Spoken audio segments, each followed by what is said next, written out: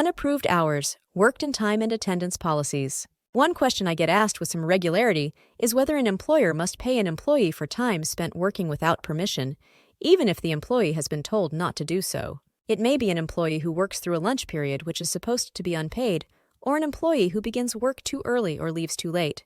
It may also include employees who take work home and work off the clock to get caught up. The short answer to the question of whether this time should be paid, whether fair or unfair, is almost always yes. The follow-up question, the basic answer is the employer should implement and enforce a time and attendance policy that contains a provision addressing unapproved work time. Although implementation of a time and attendance policy does not absolve an employer of its obligation to pay employees for unapproved hours worked, it can be used to discourage employees from working when not authorized, while giving employers a basis for disciplining employees when they do. Are employers required to pay workers who work off the clock? There are two situations when an employee works when they are supposed to be off the clock. The first situation is when the employee works off the clock and the employer knows or has reason to believe the employee is continuing to work. The second situation is when the worker works and the employer is unaware the employee is still working. Hours worked off the clock of which the employer was aware. Under federal and state wage and hour laws, employers are required to pay workers for all hours worked of which the employers were aware or had reason to know the workers were working. It does not matter whether the worker worked during their scheduled time or not. The Federal Fair Labor Standards Act, FLSA regulations specifically state that work not requested but suffered or permitted is work time. The reason is immaterial. The employer knows or has reason to believe that he is continuing to work and the time is working time. Additionally, the federal regulations clarify that the rule is also applicable to work performed away from the premises or the job site, or even at home. If the employer knows or has reason to believe that the work is being performed, he must count the time as hours worked. Thus, if an employer knows or has reason to believe an employee is working, even if the time is unauthorized, the employer must pay the employee for the time worked. Hours worked off the clock of which the employer was not aware. Technically, an employer is not required to pay an employee for off-the-clock working time if the employer was unaware the employee was working the time. However, whether an employer knows or should have known an employee was working off the clock is very fact-specific. Many employers have lost cases and have had to pay back pay simply because they did not sufficiently ensure their employees were not working off the clock. Once an employer admits an employee has worked off the clock, they will effectively have the burden to prove that they could not possibly have known the employee was working. Usually, this is a costly and time-consuming burden that is rarely worth trying to overcome. Unauthorized hours worked and overtime pay. Under the FLSA and state wage and hour laws, employers are required to pay workers overtime pay for all hours worked by a worker in a workweek, or, in a few states, workday. Neither the FLSA or state labor laws provide an exception to including off-the-clock time worked in determining if an employee is entitled to overtime.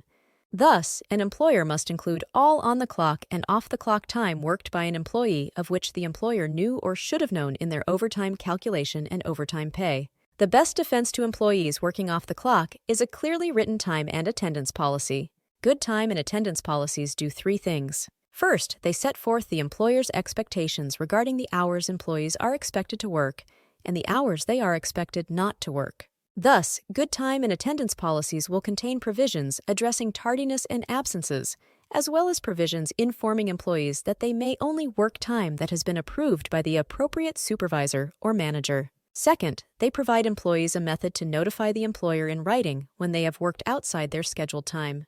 This helps employers track all time worked and reduces wage claims. It can also provide a defense against employees who claim they have worked off the clock but did not take advantage of the employer's off-the-clock work notification system. Third, they set forth the discipline system the employer will apply to employees who violate the time and attendance policy. The discipline system should be consistent with any other discipline policies the employer maintains to avoid confusion and contradiction. Different policies for different classifications of employees. Employers who have diverse workforces may need to implement different time and attendance policies for different classifications of employees, which is not only appropriate, but recommended if schedules and work expectations differ significantly between employee groups. For example, I have a friend who runs a pest control business. As part of his business, he has an administrative staff that works exclusively in the office and generally work 8 a.m. to 5 p.m., Monday through Friday. In addition to the administrative staff, he has a group of technicians who apply pest control treatments at customers' homes and businesses. These technicians spend almost all of their work time away from the office, frequently work overtime, and have hours that vary each day depending on the number of service calls they have scheduled.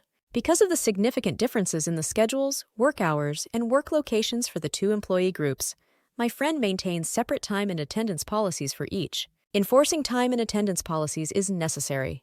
I would like to reinforce one point about time and attendance policies and unauthorized work time. Even if an employer has a time and attendance policy that prohibits an employee from working unapproved time, the employer is still obligated to pay the employee for the unauthorized hours worked. As stated by federal regulation, in all such cases, it is the duty of the management to exercise its control and see that the work is not performed if it does not want it to be performed.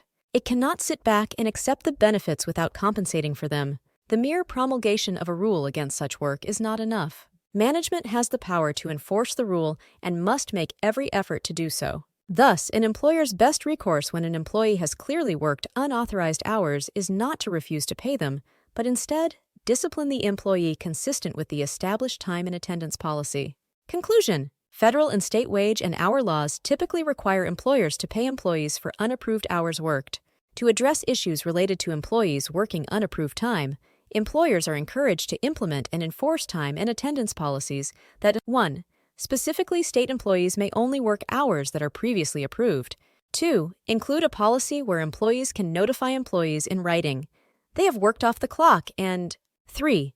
Explicitly state the discipline that will result if unapproved time is worked.